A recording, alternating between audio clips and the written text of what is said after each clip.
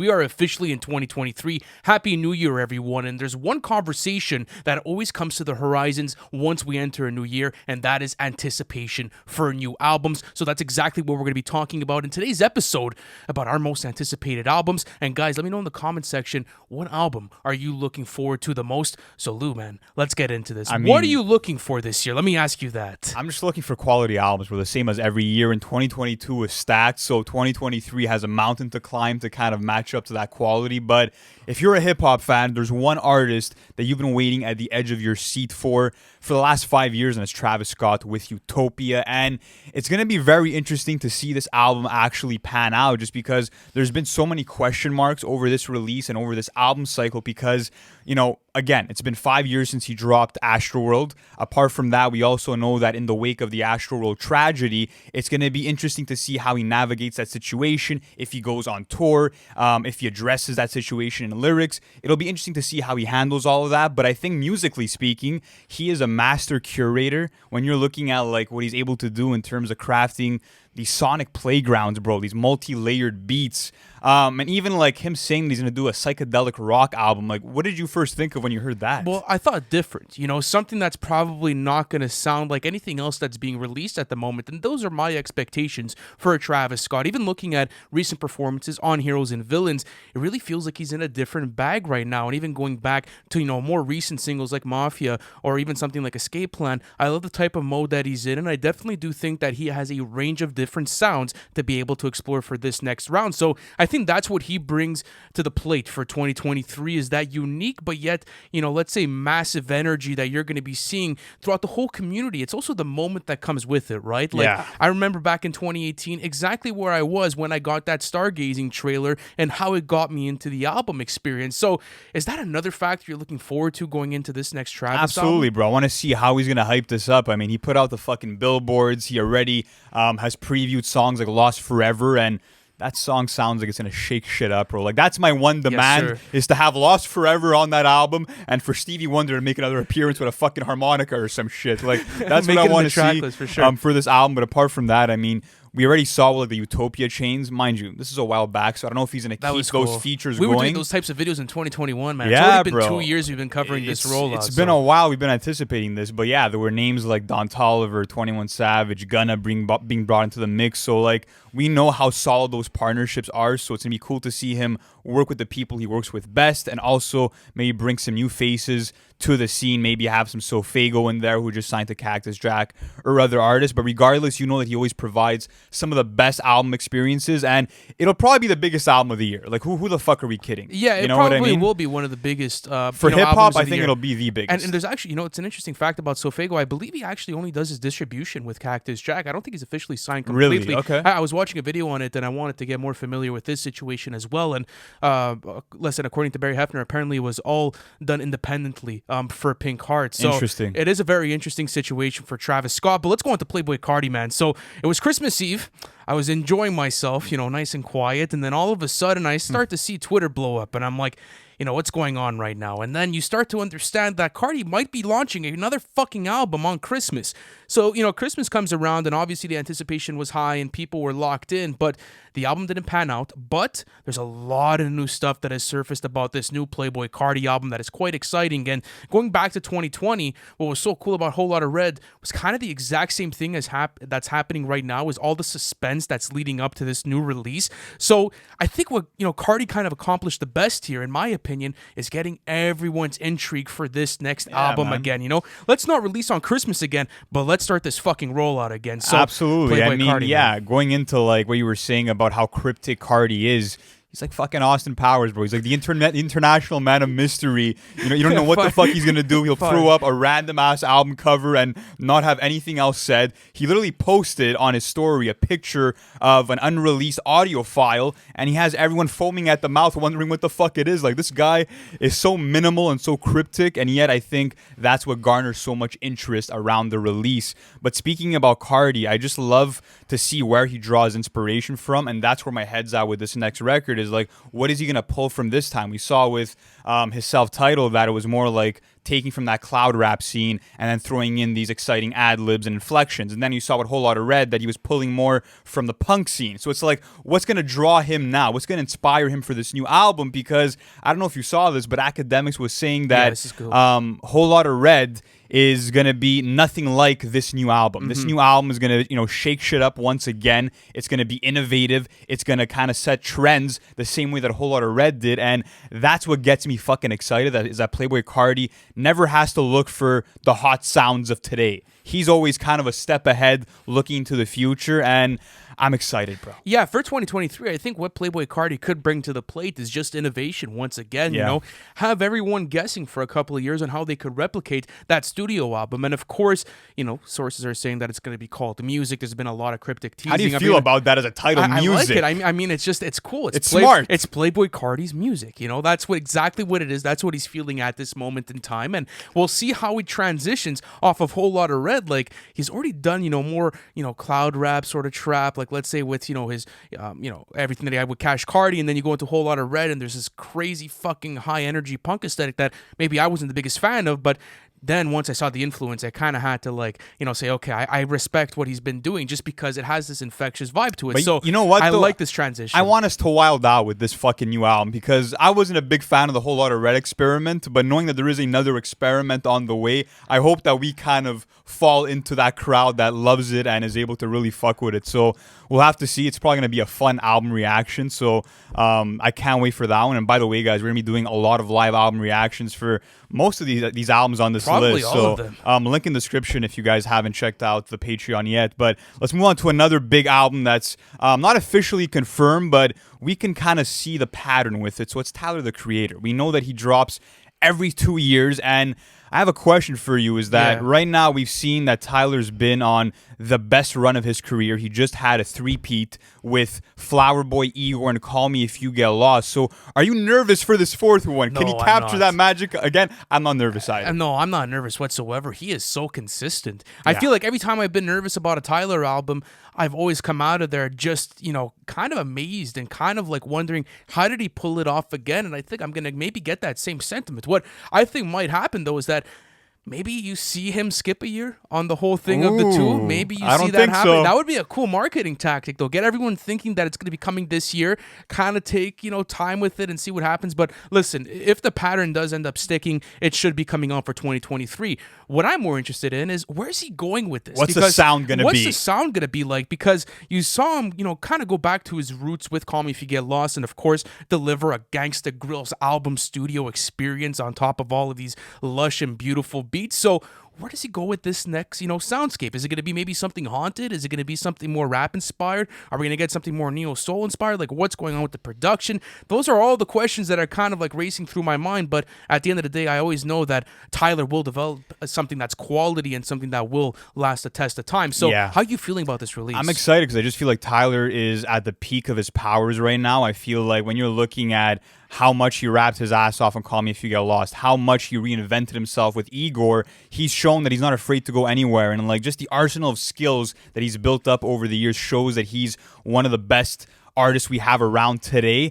And not only that, but when it comes to album narratives, when it comes to character development, he's always on top of his game for that. But like you said, the most interesting question that I think all Tyler's community has right now is, what's that next sound going to be? And who knows? Like you said, maybe it could be alternative R&B. Maybe it could be neo soul. Maybe he goes back to that gritty New York-esque sound that he brought with Call Me If You Get Lost. But, I also know that one of his favorite songs is New Magic Wand, which has more of this abrasive and industrial sound. So maybe he'll kind of go further into that track and expand upon it and make a full album. But I don't know. It's going to be super exciting. But another big album that we have to talk about is J. Cole's next album because of, again, another case where we don't have any official dates, but we do know that in 2020, J. Cole actually gave us this checklist of albums, kind of his road to retirement, if you will. And after the offseason, which he ended up delivering upon, you have It's a Boy and The Fall Off. So which one of those two albums do you think we're getting next? And do you think he drops this year? Well, that's a very interesting question. I was thinking about this the other day. Does J.Cole come back so soon?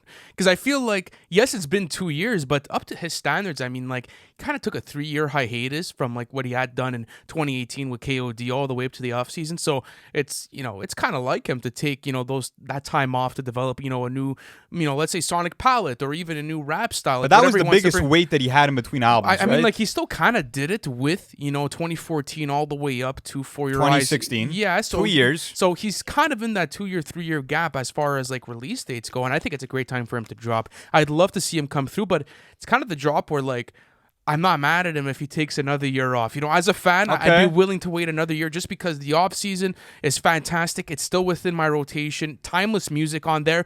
And if he needs to deliver something huge like the fall off, take the time, man. Just rip through it and have some fun with it. Like 3 years is really not a bad wait for a whole studio album experience. I'd still rather get it fucking this year, bro. Oh, yeah, Come on I mean, now. for sure. But I mean, regardless, though, I do think it's one of those albums that will be extremely well received by the community. And I think that if he delivers properly on it, which it's J. Cole, so it's probably going to come out, fucking fantastic, you're going to see a beautiful concept record. Absolutely, bro. And that's the whole thing is that, like, I want a concept album because the off season was an amazing showcase of his talents, had that mixtape feel. It kind of felt like on that album, he was flexing his muscles. He was stretching and kind of just showing us his punchlines, showing us his improved metaphors and just that rapper technique that's been improved. And right now, I think after listening to the offseason and tracks like The Climb Back and Johnny P's Caddy, he is the best rapper spitting and breathing today. Right now, that's making music. He is the guy, bro. So to hear him come back and dominate 2023 would be a fucking dream for me. And I hope that It's a Boy is a concept album. It sounds like a cool and enticing title alone. So yeah, bro, I'm looking forward to that. We'll have to see what ends up happening with it. Maybe the It's a Boy is kind of something more cryptic and it never materializes into any project. So I think what happens is that he goes for the fall off next. But maybe we'll see what happens. But let's go on to ASAP Rocky, yes. all right? So Rocky has been doing a lot of teasing for a new studio album. And there was the whole conversation of Metro Boomin coming to the plate and providing the production for the album, or at least a handful of productions, just to be able to get that soundscape in 2023 would be beautiful. And I think what I want to see from them this year, well, specifically from Rocky, again, is maybe that unique factor that, let's say, a Playboi Carti or a Travis Scott brings to the table when it comes to hip-hop, but still have, like, that Rocky feel to it, and that album experience to it. So, example, like, going through Testing or going through At Long Last ASAP, Live Love ASAP, Long Live ASAP, all of these albums and mixtapes have an immaculate vibe to them that stand the test of time and feel unique from each other. So, that's what I want to see from Rocky. Something unique, but still feels at home for us, a studio experience. From absolutely. Rocky. I mean, Rocky definitely has, my interest at the utmost high level. I think that he's just so charismatic. He's so energetic. And I think that, having Metro Boomin at the helm of the production just kind of elevates it to another level because I never assumed that they would actually be partnering up on such a high scale for a full-length album. So that has me excited. But the rollout's been a bit weird, but I'm not going to lie to you. Like, it feels like every time we're about to hit release week, the whole rollout just kind of stalls. But the thing is that he never really comes out and says that it's coming through. Like, it's always, let's say, studio footage, or it's always like cryptic messages it's to a point on where social like media. He played like 3 songs live that he confirmed they're going to be on the album, which by the way sound fantastic, sounding super psychedelic. There was also a beautiful tribute track to a bunch of rappers that we have lost over the years. So I think that you're going to find maturity. I think you're going to find ASAP Rocky being a better storyteller on this one and just giving you, more heartfelt and introspective verses off of this album. And I hope that in terms of production, it's fast tempo. I hope that he's coming in with, kind of that Metro Boomin sauce that that he could provide, and maybe some Clams Casino stuff as well would be fun. Let's go on to another album, Baby Keem. All right, This one's interesting just because he's been teasing this album since the last album. Because when you go to Scapegoats off of the Melodic Blue, he has a bar where he says that he's going to tell you the full story in 2 years from now. And 2 years from 2021 is 2023. And when it comes to Baby Keem, when I'm looking at just a landscape of rising stars, he's the one guy that excites me just because of that unpredictability factor that comes with his music, that childish and quirky delivery that he brings. Like, he'll have one song where he'll be talking about pink panties and, you know, messing around with his girl. And on the other song, he's going into like deep family trauma. So for someone to be able to play on so many different fields, that's what really has my interest. And you know up what's for so Keem. cool, you know what's so cool Yeah. about that too is the way that he makes it all mesh in together, and there's so much chemistry within the way that he sequences track lists and just the overall vibe of it. But I find this is the craziest thing about Baby Keem. Out of every new gen artist that's dropping right now, I feel like he's building the best and most consistent discography that anyone else Yeah. is doing right now. Like Baby Keem is low-key being known as a discography, As an sorta, album artist. as an album artist. Like that's crazy to see. I can't even believe I'm fucking saying that in 2023. So just to be able to witness that now in this new year would be incredible. Seeing the way that he follows up from the melodic blue, you know, the mature writing, or let's say him going in more of a rap bag, him taking, you know, his music, you know, seriously, and him going into a different concept record. I think it's gonna be beautiful. And even if I want to do predictions for fucking Baby Keem, I can't even do them, bro. I'm being honest with you. Like, how are you gonna call a Baby Keem album? It's can't. literally the most unpredictable music, alongside someone like Playboi Carti and JPEG Mafia and a handful of others in the music industry right now for rap. So Yeah. it's going to be a very interesting release. It definitely will be. One that I have that I think won't be a popular choice, and I want to know how you feel about this, because this might actually be like next to, let's say, Utopia. This might be my most anticipated album, and it's actually Stove God Cooks' next album. Oh, yes, sir. And when it comes to Stove God Cooks, if you guys aren't familiar with him, he's been getting a lot of hype and steam lately just for all of his features that he's done on West Side Guns albums, on Benny the Butcher's Tana Talk 4. He's really built a reputation to be the guy to steal a track, and in some cases, like we saw in Hitler Wears Hermes 10, steal a whole fucking album. And he has one album out right now. It's called Reasonable Drought. Came out in 2020. Totally produced by Rock Marciano, and that was fantastic. But this is going to be his big moment, and I feel like his next album, which should be coming this year, has potential to be that next coke rap masterpiece. And the reason is that when you're looking at like his sound, yes, he has that Griselda DNA embedded in him. He has that cold-blooded bar delivery. He also has that grittiness to him, but he is the most vocally exuberant artist out of the bunch. And I feel charisma's like incredible, his bro. hooks are amazing, Yeah, bro. he's Even nuts. his humor, bro. Like, he has bars like "sold a brick out the church parking lot, hallelujah," bro. Like shit like that. That's just so scenic, so descriptive, and I think it will make for one of the best coke rap albums of next year. And it's probably my most anticipated, bro. I have a really low-key release What as do you well, have? and it's D2X's new Me album. too, bro. Dude, listen, okay. Guys, go stream Understand if you have not already. I mean, what D2X I feel like is bringing to the plate, and I'm kind of just witnessing this, is bringing back that 2005 essence of rap, but in a new modern twist that sounds so good in a day and age like today. And going back to a track like Understand, where you're getting this beautiful vocal sample in the background, and then the production switch, you know, the rates at which D2X is rapping at, you know, the lyrical messaging that's in his music. Fantastic record. The Color Blue as well is a fantastic record. And yes, we pay a lot of attention to the mainstream, but when it comes more to like low-key releases this year, D2X is on my radar. Absolutely. And, you know, we got to hear, you know, some unreleased stuff from D2X, and there's some tracks on there that are really going to move a lot of people, really touch a lot of people in profound ways, and it will be one of the most powerful albums to come out in the year. But before we do actually wrap this up, I want to quickly mention other albums that we didn't get to speak at length about. So obviously Frank Ocean, we don't know what the fuck's going to happen with that, but hopefully we do end up getting it, and it'll be cool to see where Frank Ocean takes us after 6 years off. There's Lil Uzi Vert's The Pink Tape, which is hyped up for a lot of people. There's 21 Savage's solo album. There's Gunna's. There's Chance the Rapper Starline Gallery. I know that you're excited about that Yeah, one. there's also Metro Boomin and Future, apparently. Maybe they're going to be making a release. I saw that on Twitter. So Lil Wayne's The Carter 6. there's a lot of big albums this year, guys. So let me know in the comments section, what is your most anticipated album of 2023? Guys, 2022 was a massive year for NFR, and we hope we make it another massive one for 2023. Thank you guys so much for sticking around with the whole community. We love you guys, and we'll catch you in the next one.